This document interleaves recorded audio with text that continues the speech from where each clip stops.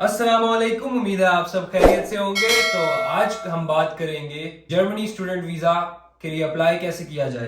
तो दोस्तों, अगर आप भी जर्मन स्टूडेंट वीजा के लिए अप्लाई कर रहे हैं या आपका इंटरव्यू करीब है तो इस वीडियो को पूरा देखना और कमेंट, शेयर और लाइक करना मत भूलिएगा।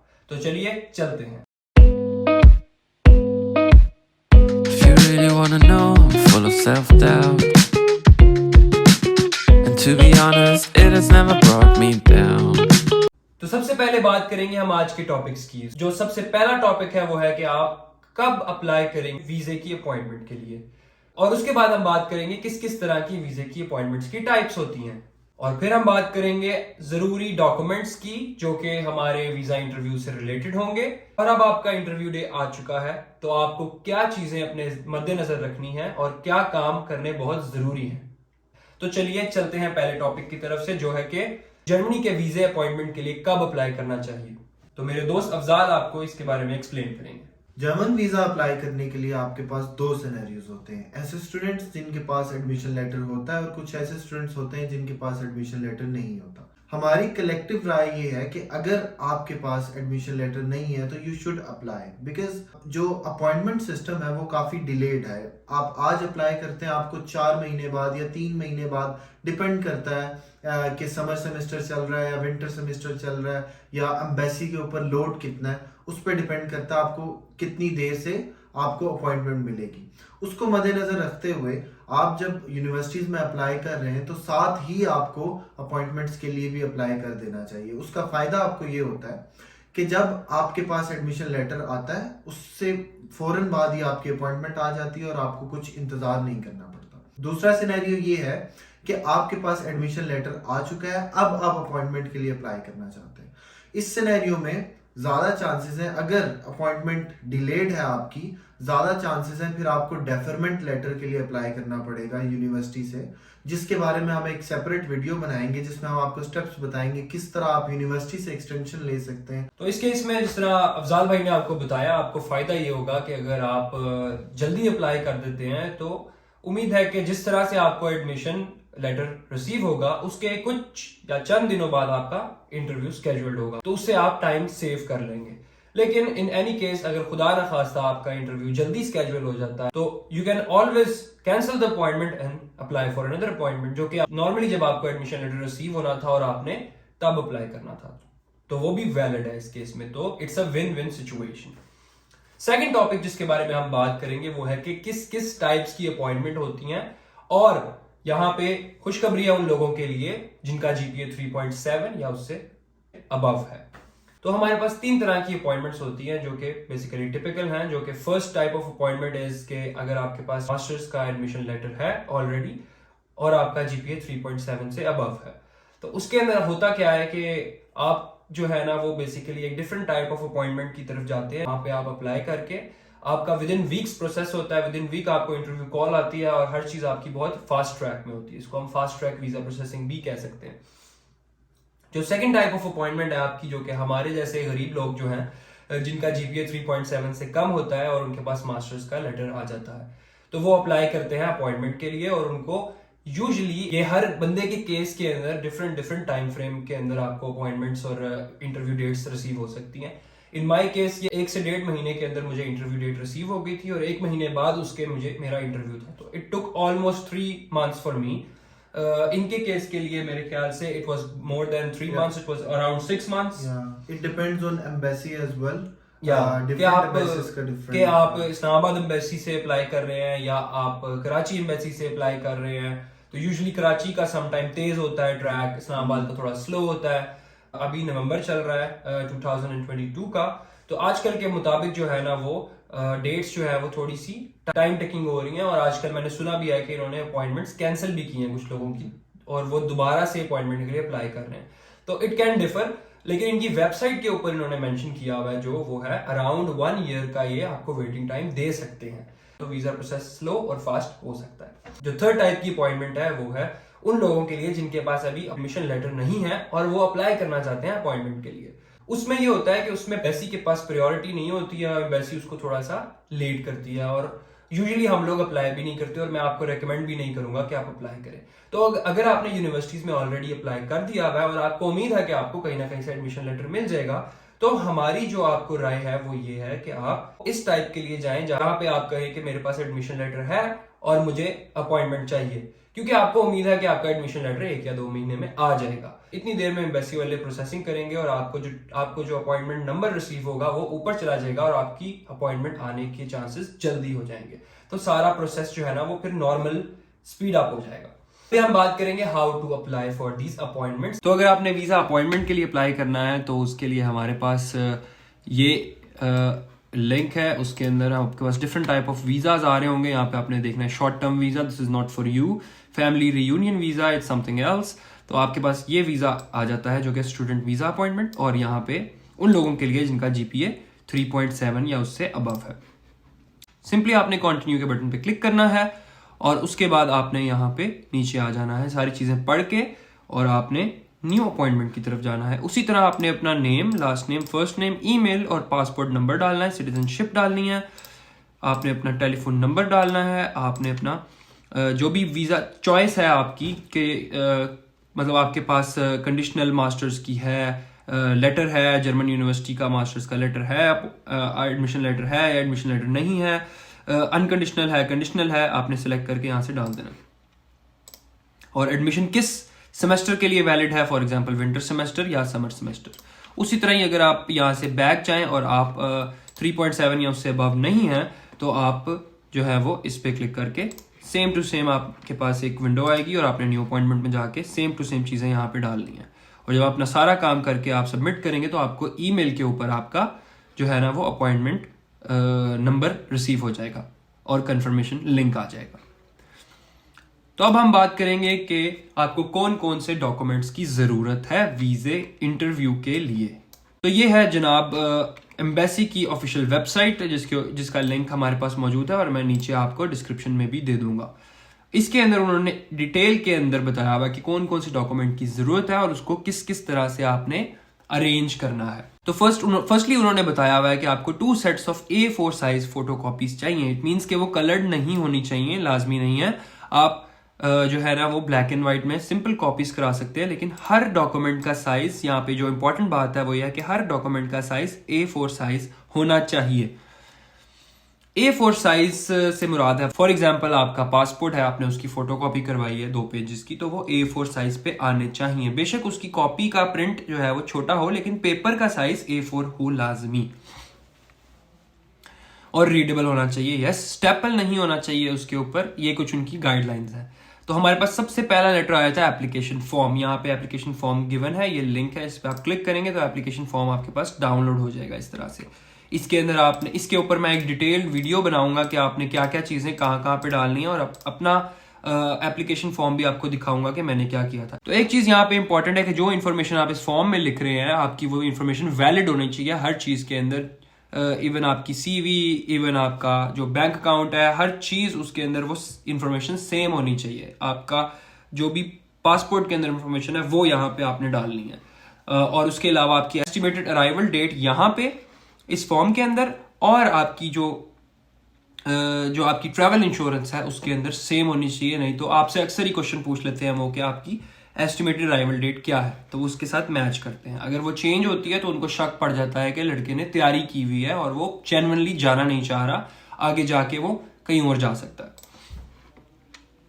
तो उसके बाद हम बात करेंगे हमारे सेकंड डॉक्यूमेंट की, जो है बायोमेट्रिक पिक्चर। बायोमेट्रिक पिक्चर आपकी सिंपल पासपोर्ट साइज फोटोग्राफ होती है। उसके लिए उन्होंने कुछ सैंपल्स दिए हुए हैं कि जो पिक्चर आपकी साइज ठीक होना चाहिए या नहीं। आप कहीं से भी तस्वीर बनाते हैं उससे आप दिखाएं कि इस तरह की फोटो होनी चाहिए जिसके अंदर जो है ना वो इतना साइज होना चाहिए उसका, और उसको आपने बताना है कि 35 मिलीमीटर विड्थ और 45 मिलीमीटर हाइट होनी चाहिए उस फोटो की।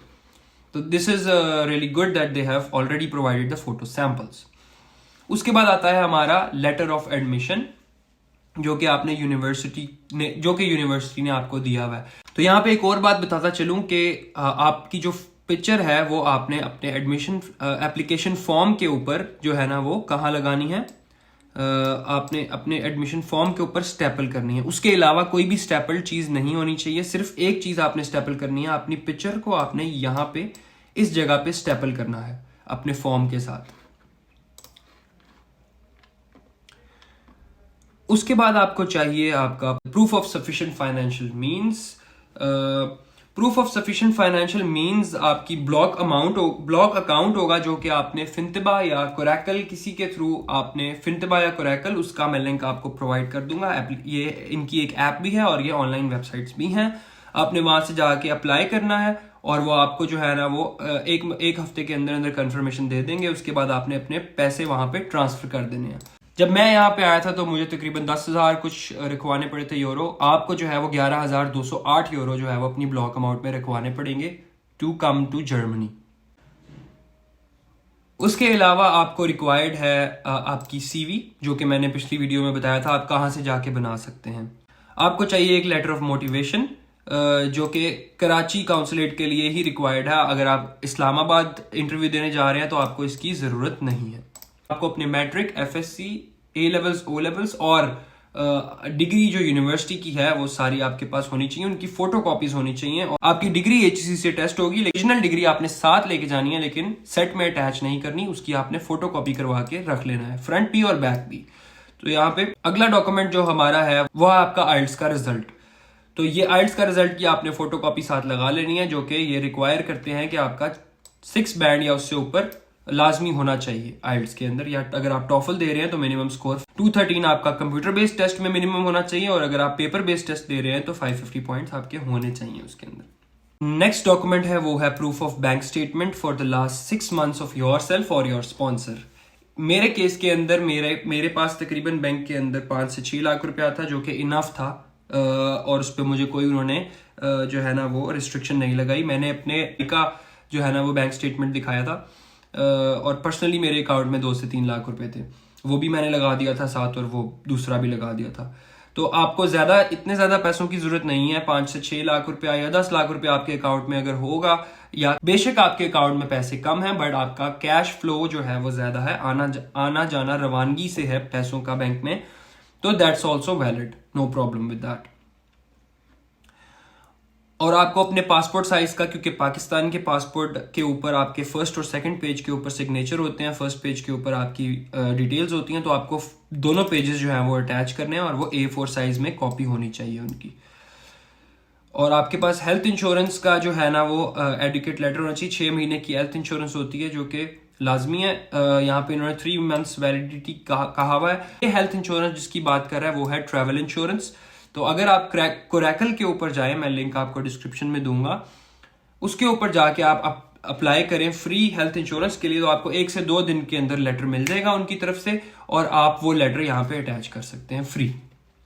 अगर आपका पहले वीजा रिफ्यूज हुआ है तो उसके अंदर आपको जो है ना वो इनको लेटर दिखाना है जो कि आपके पास रिफ्यूजल लेटर जो आपको लास्ट टाइम मिला था, ताकि उसकी बेस पे आपको वो जज करेंगे कि अब आप में वो बेहतरी आई है, जो चीज पहले थी वो अब खत्म हुई है या नहीं। ये आपके पास जो है ना वो एप्लीकेंट डिक्लेरेशन एक फॉर्म है, इसके ऊपर आपने सिग्नेचर कर लेना है और इसकी कॉपीज भी आपने साथ लगा लेनी है। ये भी आपके पास एक फॉर्म है, इसके ऊपर भी आपने अपने सिग्नेचर करने हैं, डेट डालनी है, प्लेस डालनी है और इसको भी आपने साथ लगा लेना है। उसके बाद आपका जो अपॉइंटमेंट कंफर्मेशन की ईमेल आपको आई हुई है इंटरव्यू डेट की, वो आपने अपने पास रखनी है, साथ लगा लेनी है और आपने अपने पास एक एक्स्ट्रा कॉपी भी रखनी है। जब आप एम्बेसी के अंदर दाखिल हो रहे होंगे तो आपको एक प्रूफ है कि आपके पास एक अपॉइंटमेंट है, इस टाइम पे आप जाना है, आप वैसे नहीं मुंह चुक के जा रहे वहां पे, आपको चाहिए। तो ये हमारे पास लास्ट डॉक्यूमेंट है, ये कराची काउंसलेट के लिए है। इसके अंदर आपने कुछ इन्फॉर्मेशन फिल करनी है और इसको साथ अटैच कर देना है इसको भी। तो अब मैं बताता चलूं कि आपके जो डॉक्यूमेंट्स की जो आपके डॉक्यूमेंट्स का फॉर्मेट होगा वो इसी तरह से होगा जिस तरह से इन्होंने बताया हुआ है, कि इसी तरह से आपने उसे अरेंज करना है। पहले नंबर पे ये आएगा, दूसरे नंबर पे ये आएगा, तीसरे नंबर पे ये आएगा और सो ऑन। और आपको एक सेट अलहदा बना लेना है और दूसरा सेट अलहदा बना लेना है। दोनों सेट आपने प्रोवाइड करने हैं और दोनों सेट में सारी चीजें सेम होनी चाहिए। ऐसा नहीं होगा एक सेट में चीज डिफरेंट है, दूसरे सेट में चीज डिफरेंट है, तो इस चीज का आपने बहुत ख्याल करना है। तो उम्मीद है आपको आपके डॉक्यूमेंट्स का पता लग चुका होगा। तो अब चलते हैं अगले टॉपिक की तरफ। तो अब आ चुका है आपका इंटरव्यू डे और आपने जाना है इंटरव्यू के लिए। तो हमारा टॉपिक स्टार्ट होता है कि इंटरव्यू डे पे आपको क्या करने की जरूरत है, what you should do and what you should not। तो इन माय केस मैं लाहौर में रह रहा था और मेरी अपॉइंटमेंट जो थी वो इस्लामाबाद काउंसलेट के अंदर थी। तो उस केस में मैंने क्या किया, एक दिन पहले ट्रेवल किया। तो मैं आपको ये भी रिकमेंड करूंगा कि आप एक दिन पहले ट्रेवल करें, किसी दोस्त की तरफ रहें या कोई भी होटल रूम ले लें, वहां पे रहें। उससे ये होगा कि आपका जो ट्रैवलिंग में जो लैग आ सकता है वो बच जाएगा।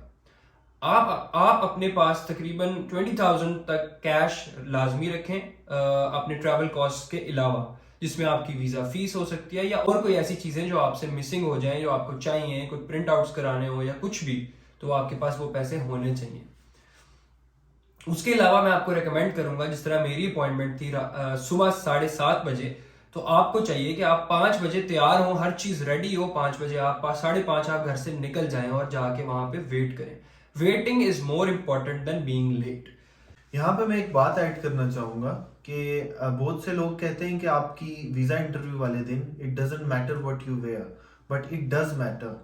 आपकी वीजा प्रोसेसिंग पे या वीजा एक्सेप्ट या रिजेक्शन पे उसका असर पड़े ना पड़े, बट आपके फर्स्ट इंप्रेशन पे जरूर उसका असर पड़ता है। सो कोशिश आपने ऐसे करनी है कि आप अच्छे से ड्रेसअप होके जाएं, आपके बाल अच्छे से हेयर कट हो, आपकी शेव अगर आप करते हैं, अगर शेव नहीं करते तो आपकी दाढ़ी प्रॉपर हो, अच्छे आप प्रॉपर एक तरीके से इंटरव्यू देने मतलब जाएं। you should look casual.